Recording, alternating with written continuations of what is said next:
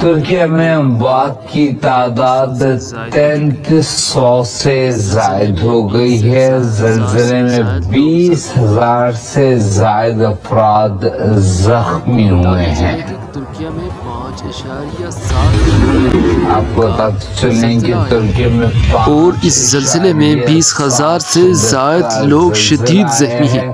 ان کے بھی وفات پانے کے امکانات ہیں. 3300 سے زائد ہو گئی ہے. زلزلے میں 20,000 سے زائد افراد زخمی بھی ہوئے ہیں اور اس وقت بھی آفٹر شاکس کا سلسلہ جاری ہے. بتاتے چلے آپ کو کہ دنیا بھر سے ترکی اور شام اور دیگر ممالک کے لیے امداد کا اعلان بھی کیا جا رہا ہے.